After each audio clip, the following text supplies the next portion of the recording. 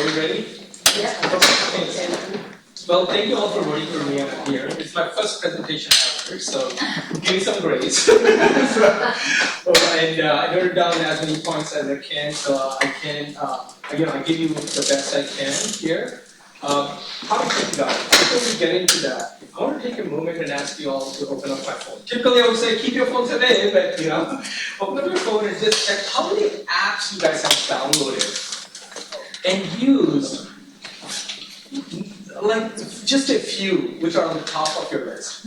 Like, how many apps? Like, I probably have 50 apps on my phone.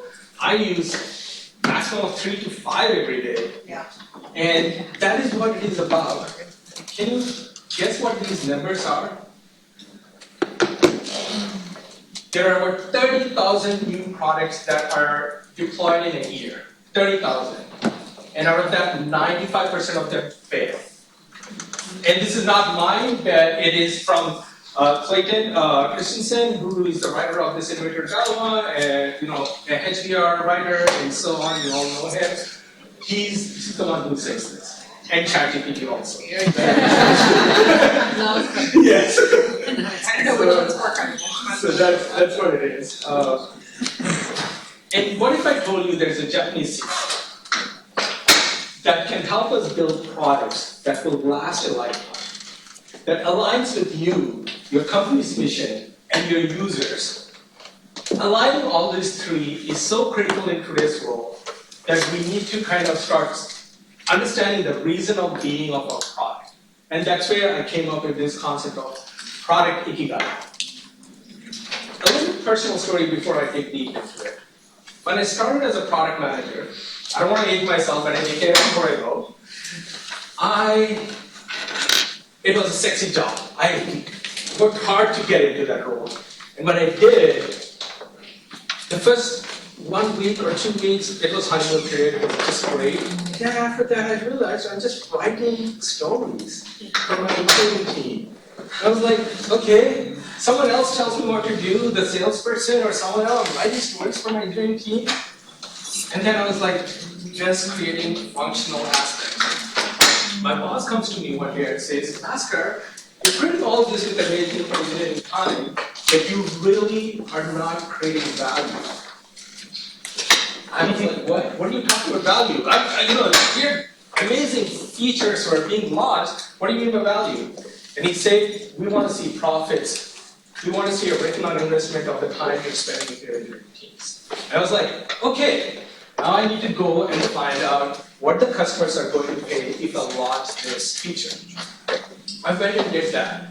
Then the competition was beating me to this. I built features, the customers were saying, yes, I will buy you, but after launching, they would not because there's some other better product out there which is beating me down. And I was like, okay, I know it is time my boss is going to come back to me and say, what are you doing, Bhaskar? And then he did. And he said, I think we're missing something. Have you actually seen your competition, what they're doing? Then this concept of usability came into play. Like, am I delivering something which is really usable for them? Yes, the customers are saying, but someone is delivering them in a better fashion, a cleaner version. And then I was like, one more learning thing. Then, yes, after all these years, the 3 dimensions of product manager, which you all probably already know, feasibility, profitability, usability. Critical dimensions. And these 3 dimensions are traditionally what we are all focused on, and we have been here in this second time. Feasibility is what our teams can build. Profitability is are customers ready to and willing to pay for it. Usability is, will customers really enjoy using it? Are you really thinking of them, keeping them in the center? These 3 dimensions are necessary, but not significant at all. Something crucial is missing still. Let me show you what happens when I apply these traditional frameworks to this product. Do you guys remember this? What was that? Yes, Google Glass. 2013, Google launched this Google Glass product. Amazing product. The first day I heard, I wanted to go and buy it. Something scared me. Oh my gosh, it's a cost? Yes. Then I wanted to see if others are going to go for it before I did. Usability-wise, Google did an amazing this. It was innovative, it had voice commands, displays, browsing, everything it can do in this glass. The engineering point of view, they have miniaturized this feature so well. It was a kind of the first thing ever people were like, wow, by this engineering aspect of it. The business model and the profitability was just amazing. $1,500 for a piece, oh my God. They were minting money out of the sales. But something else was missing again here. It was one of the biggest failures of that decade. Why? Because they lacked a compelling purpose that resonated with the users. Why would I buy it? What was the thing that I was not getting anywhere else with this that I needed to go for it and spend $1,500? Well, that is where this next thing comes into play, is the Ikigai. Ikigai represents 4 overlapping circles. What you love, what you're good at. I'm sorry, I was seeing something that is not coming off here. What you're good at, what the world needs, and what you get paid for. And Ikigai is in the center of this, the overlapping of these 4 circles. You create a perfect model called Ikigai. The magic happens there. What you're good at is it feasible? Is your team, is your company, everything is ready for that aspect of it? Will the world pay for it? Is the profitability aspect of it? And does the world need it? Is the usability aspect? See how it aligns with all the product management dimensions we just talked about traditionally we had?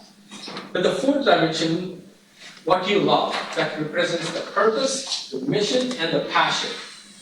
The crucial element that is missing in the most product management world and the managers too. So I'm here to say, ChatGPT, Claude, everybody can do everything. They can write user stories, they can crunch the numbers, they'll do the strategy part of it, they'll do the pain points for the users. You can get all of them in no time. But you are the key piece to put this puzzle together to connect your company to your users. And that is where you need to know what you love and what the company is trying to create for the users and what the users care for. You connect all these 3 dots, you create an Ikigai of your product that will last forever. Now here is another example. Probably most of us have used it.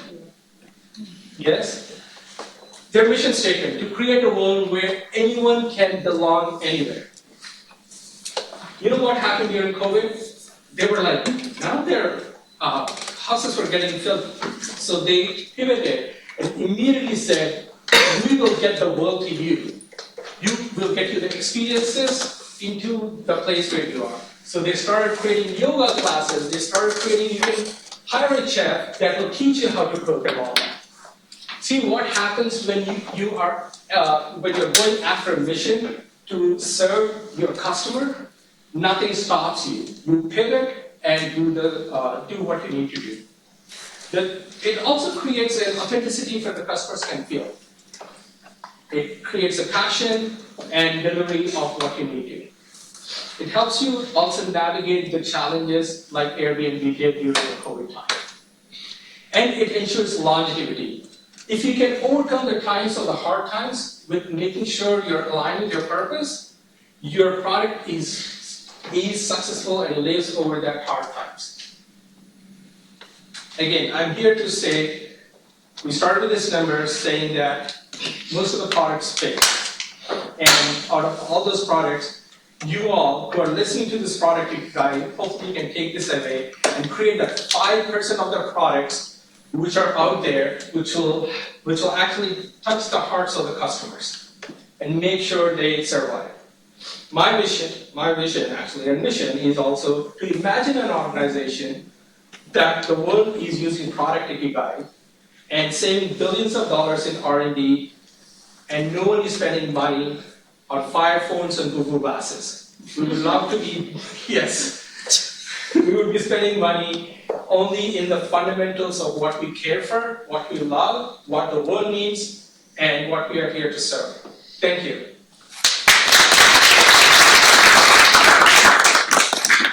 And you can connect with me on this LinkedIn QR code, and that's the book I was talking about, Ikigai. If anyone is interested, there is a whole framework out there on how you can actually think through this in the product world, and if you can reach out to me, I'm happy to share that framework. One last thing I want to say, I know it's over, but the future of product management is going to be when you lead from hearts. In the past, it was the muscles which were doing the work. In the current times, in the recent times, it's been the brains. But the future is, because the brain is taken over by ChatGPT now, it's the heart. When you put in your heart in there and use the ChatGPT, you will achieve what you want to do. Thank you again.